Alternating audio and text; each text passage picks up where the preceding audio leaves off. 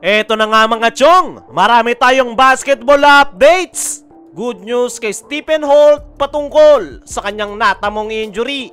Latest update patungkol sa injury na nakuha nitong si Japeth Aguilar. Kagabi ay nakalaban ng Barangay Ginebra ang PBA guest team na Hong Kong Eastern. At bigo nga ang Barangay Ginebra na makuha ang panalo. Pero double black eye pa nga yung nangyari sa kupunan ni Coach Tim Cone dahil tinamaan pa nga ng injury ang kanyang nag-iisang reliable big man na si Japeth Aguilar. Actually, may chance pa sanang manalo ang Barangay Ginebra kung nakapaglaro lang si Japeth sa dulo ng 4th quarter. Dahil napakaganda nga ng kanyang ipinakitang performance. Actually, si Japeth yung pinakanunguna para sa kanyang kupunan. Pero ano nga ba yung latest update patungkol dito kay Japeth Aguilar?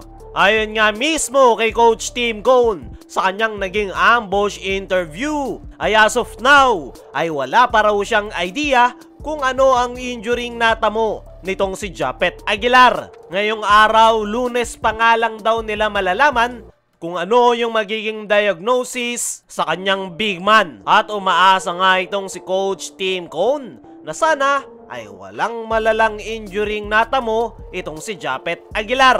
Dying seconds ng tamaan ng injury itong si Japeth at wala ngang contact na nangyari. At yan nga yung mas nakakatakot sa lahat dahil mas gugustuhin mo nang mabugbog yung player dahil sa physical na laro kaysa ma-injury ng non-contact. Dahil usually, malala yung injury na nakukuha ng player kapag non-contact. At kung sakaling malala yung injury nitong si Japeth, wag naman sana, ay napakalaking problema niyan para sa kupunan ni Coach Tim Cone. Dahil tanging si Japeth Aguilar nga lang ang nag-iisang sentro ng Barangay Ginebra. Kaya sakaling mawala si Japeth ngayong conference, ay napakalaking problema niyan para kay Coach Tim Cone. Mas lalo ngang liliit ngayon yung kanyang lineup dahil wala na ngang papalit sa pwesto ni Japeth Aguilar. Nandyan nga itong si Troy Rosario pero hindi naman sentro yung kanyang laro. At usually kapag inilalabas ni Coach Tim si Japeth ay si Justin Brownlee ang kanyang pinagsesentro. At base nga sa inilalaro ni Justin Brownlee ay mukhang hindi magiging maganda ang kalalabasan niyan.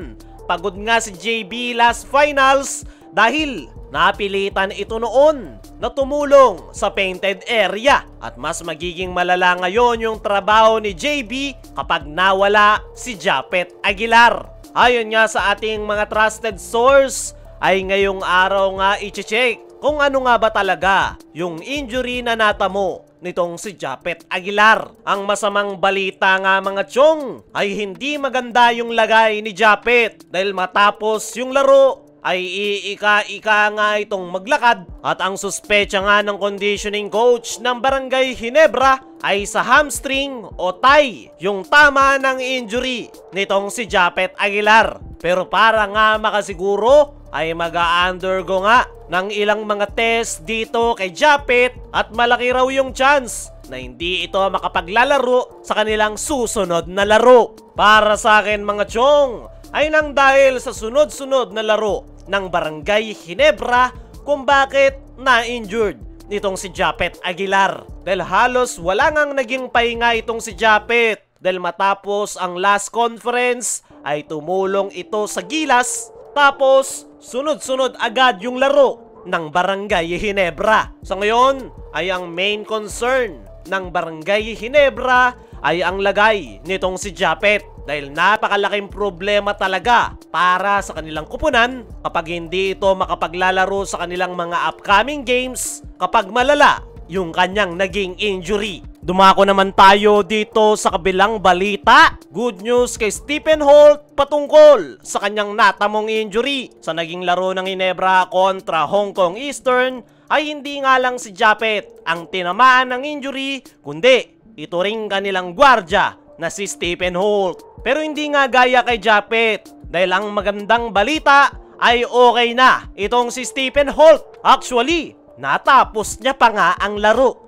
ayon nga mismo sa kanyang naging latest interview ay okay na okay raw yung kanyang lagay. Hindi na nga raw kinakailangang i-scan yung kanyang binti dahil wala naman daw siyang nararamdaman. At yan nga raw yung kanyang ipinagpapasalamat dahil ang buong akala niya nga raw ay tinamaan siya ng injury. Pero para nga raw makasiguro at makampante ang Barangay Ginebra coaching staff ay ngayong araw nga rin daw i-check yung kanyang binti. Pero ngayon pa nga lang daw ay sinasabi na nitong si Stephen Holt na okay yung kanyang lagay at walang dapat ikabahala si Coach Tim, lalong-lalo na yung Barangay Ginebra fans na nag-aalala sa kanya. Sinisiguro nga rin daw nitong si Stephen Holt na makapaglalaro siya sa kanilang upcoming games kontra Terra Firma Jeep. Sa ngayon nga mga chong ay magandang balita yan dahil isa nga si Stephen Holt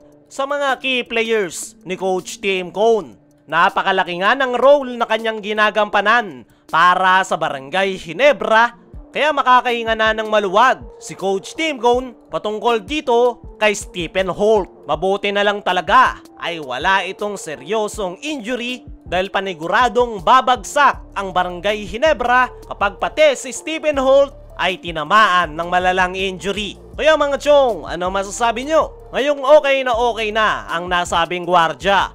Ano rin yung masasabi nyo patungkol sa update patungkol kay Japet Aguilar? I-comment mo lang dyan sa ibaba.